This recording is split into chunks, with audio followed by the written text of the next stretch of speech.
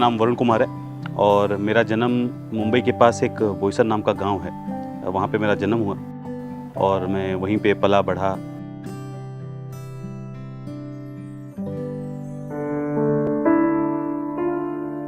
इक्कीस मार्च को मुझे याद है कि मेरी 10वीं की परीक्षा ख़त्म हुई थी और 24 मार्च को मेरे पिताजी की डेथ हो गई।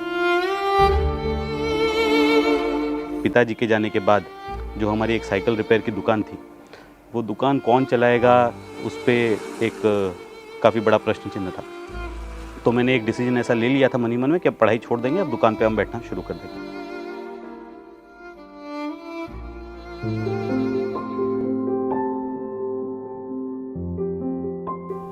आपकी ज़िंदगी में कठिनाइयाँ हमेशा आती हैं और जब भी आपके जीवन में कठिनाइयाँ आती हैं तब हमेशा दो प्रकार की चीज़ें होती हैं। एक चीज़ें होती हैं जिनको आप कंट्रोल कर सकते हो, जिनके ऊपर आपका नियंत्रण होता है, और दूसरी चीज़ें होती हैं जिनके ऊपर आपका कोई नियंत्रण नहीं होता। जब 10वीं का रिज़ल्ट आ गया, मम्मी ने डिसीजन ले लिया कि मम्मी दुकान चलाएंगी, मैंने डिसीजन ले लिया कि मैं आगे पढ़ाई करूँगा। तब आया कि 11th स्टैंडर्ड के लिए जो जूनियर कॉलेज था वो कहाँ ज्वाइन किया जाएगा। किस्मत का बड़ा रोल होता है। मेरे पिताजी का जो ट्रीटमेंट करते थे वो डॉक्टर अपने बेटे का एडमिशन करने के लिए वहाँ गए हुए थे।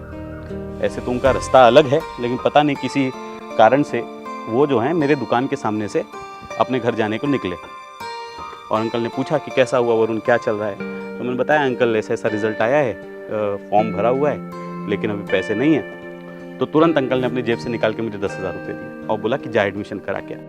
फ़ीस तो फ़ीस होती है। जब भी क्लास के अंदर होता था कि किसकी फ़ीस बची है तो सबको सबसे पहला नाम भी मेरा बी से सरनेम शुरू होता है, तो सबसे पहले मेरा ही नाम आता था, सबसे पहले मुझे खड़ा कर दिया जाता था। तो उस समय मैं अपने प्रिंसिपल के पास गया। प्रिंसिपल के ऑफिस के बाजू में हमारा स्टाफ रूम था, तो मैम मुझे वहाँ से लेकर रिसेस का समय था, सीधा स्टाफ रूम में गई। सारे टीचर्स लोग खाना खा रहे थे और मैम ने इंट्रोड्यूस किया मुझे, ये वरुण है और इसके घर पे फीस भरने के लिए पैसा नहीं है। और उसी समय सभी टीचर्स ने अपने सैलरी में से कंट्रीब्यूशन देके मेरे 2 साल की फ़ीस उसी दिन भर दी। 12th के बाद मुझे ऐसी इच्छा थी कि मैं इंजीनियरिंग करूं। पहले तो मैं डॉक्टर बनना चाहता था, फिर मुझे पता चला बहुत पैसे लगते हैं, तो मैंने MIT पुणे में एडमिशन ले लिया। जब फर्स्ट सेमेस्टर का रिज़ल्ट आया तो मैं पूरे पुणे यूनिवर्सिटी में टॉपर था। मेरा फाइनल ईयर ख़त्म हो चुका था, मुझे एक अच्छी कंपनी में प्लेसमेंट मिल चुका था और घर से एक प्रेशर शुरू हो गया था कि अब तुम जॉब करो। अब घर की जिम्मेदारी अब मम्मी ने कहा कि मेरे से नहीं उठाई जाती है, लेकिन मेरे मन में था कि मुझे जॉब नहीं करना है।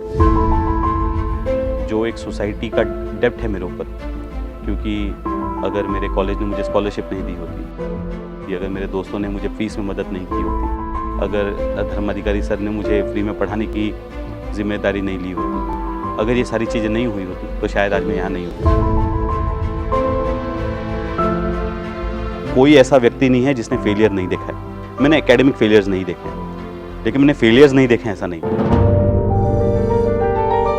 और हर फेलियर ने मुझे कुछ ना कुछ सिखाया है, जिसने मेरे फ्यूचर के सक्सेस के लिए मेरे लिए रास्ता बनाया। संघर्ष करते रहिए, आपको सफलता जरूर मिलेगी। जो मंजिल के लिए मेहनत पथ पर कदम बढ़ाते हैं, वो असाध्य को भी सहज साध्य बनाते हैं। इस्पात मंत्रालय का इस इस्पाती निर्णय को प्रणाम। इस्पात का उपयोग कर करें राष्ट्र निर्माण, हर एक काम देश के नाम।